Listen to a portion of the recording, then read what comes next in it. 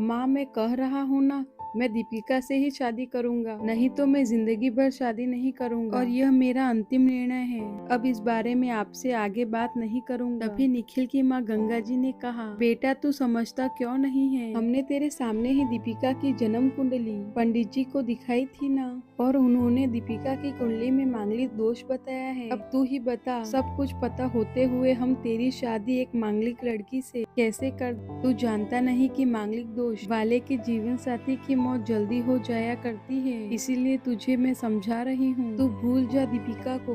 गंगा जी ने निखिल को बहुत समझाया, पर निखिल का कहना था कि जब मैंने दीपिका से प्यार किया था तब मैंने उसके साथ प्यार करते हुए जन्म कुंडली का मिलान नहीं किया था, ना ही मैं इन मिलानों को मानता हूँ। इसीलिए अब बस मैं शादी करूंगा तो सिर्फ दीपिका से, और यह मेरा आखिरी फैसला है। आखिर गंगा जी को अपने बेटे की जिद के आगे झुकना पड़ा, और पंडित जी के द्वारा बताए गए अनुसार दीपिका के मंगल दोष को दूर करने के लिए निखिल के साथ शादी करने से पहले दीपिका की शादी एक पेड़ के साथ करवाई गई, और उसके बाद में दीपिका ने निखिल से शादी करी। दीपिका दुल्हन बनकर निखिल के घर आई, पर गंगा जी को दीपिका का मांगलिक दोष होना अभी भी खटक रहा था, और गंगा जी उसे दिल से नहीं अपना पा रही थी, और घर में कुछ भी परेशानी आती तो उसका दोष दीपिका को ही दिया जाता। लेकिन दीपिका पढ़ी लिखी संस्कारी लड़की थी, और वह अपनी सासू माँ से मिले इस बेवजह आरोपों को अपने दिल से नहीं लगाती थी, और ऐसे ही ससुराल में उसके दिन कट रहे थे। एक दिन निखिल ऑफिस से जल्दी घर आ जाता है, तब गंगा जी ने उससे पूछा, बेटा आज जल्दी कैसे आ गया। तब उसने बताया, माँ आज सुबह से ही सिरदर्द और बहुत कमजोरी आ रही है, इसीलिए ऑफिस के काम करने की हिम्मत ही नहीं हुई मेरी। तब गंगा जी ने कहा, चल बेटा जल्दी कर, हमें डॉक्टर के पास चलना चाहिए। तब निखिल और गंगा जी डॉक्टर को दिखाने गए। डॉक्टर को दिखाने के बाद मालूम पड़ा कि निखिल को मलेरिया हो गया है, और दोनों जैसे घर लौटे गंगा जी ने घर को सिर पर उठा लिया और कहने लगी, जब से यह लड़की हमारे घर में आई है तब से हमारे घर में परेशानियां और बीमारियां भी साथ में लेकर आई है। इसके कदम ही अशुभ हैं। अब देखो इसका मांगलिक दोष हमारे बेटे पर भी असर करने लगा है। कल को अगर मेरे बेटे को कुछ हो गया तो कौन जिम्मेदार होगा।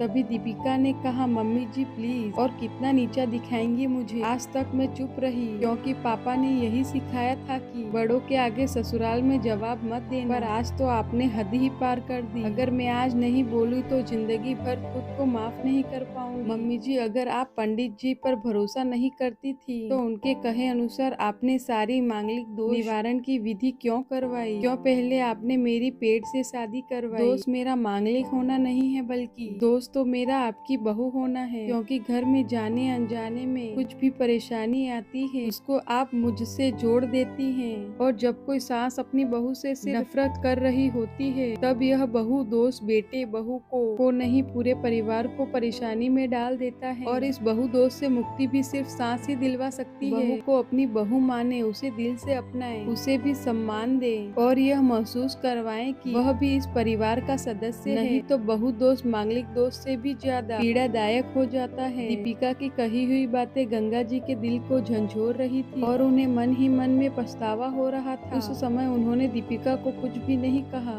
थोड़े दिनों बाद निखिल बिल्कुल ठीक हो गया और ऑफिस जाने लगा, और एक महीने बाद निखिल की सैलरी भी बढ़ गई। तब उसने घर आकर इसका श्रेय दीपिका को दिया। तो गंगा जी बोली, हाँ सही है बेटा, तू तो सारा श्रेय बहू को ही देगा। तेरी माँ का आशीर्वाद भी तो तेरी प्रगति के पीछे रहता है तेरे साथ, तू मुझे श्रेय देना भूल ही गया। तभी निखिल ने कहा, माँ इस बार दीपिका का मांगलिक दोष मुझ पर और न ही मेरी तरक्की पर लगा, और माँ जब हम बुरी परेशानियों का श्रेय दीपिका को देते हैं तो अच्छे कर्मों का श्रेय भी तो दीपिका को ही देना चाहिए, तो इसीलिए आज सारा दीपिका को जाता है। निखिल ने हंसते हुए कहा। तब दीपिका बोली, निखिल तो क्या तुम भी मुझे ऐसा समझते हो। तब निखिल ने कहा, नहीं दीपिका बिल्कुल बल्कि नहीं। मैं तो माँ को यह समझाना चाह रहा हूँ कि सुख दुख हमेशा जीवन का हिस्सा है, और कभी जीवन में खुशियाँ आती हैं तो कभी गम भी आते हैं। इसके लिए हमें परिवार के सदस्य या अपनी बहू को दोष देना उचित नहीं है। तभी गंगा जी बोली, बेटा सही कह रहा है, और तेरी तरक्की ही बहुत है। मुझे इस झूठे दोषों से बाहर निकालने के लिए आज मैं यह कसम लेती हूँ कि आज के बाद मैं दीपिका को किसी भी बात का दोष नहीं दूंगी। यह सुनकर दीपिका आज बहुत खुश थी, क्योंकि आज उसको उसकी सास ने मांगलिक दोष के साथ साथ बहु दोषों से भी मुक्ति दे दी थी।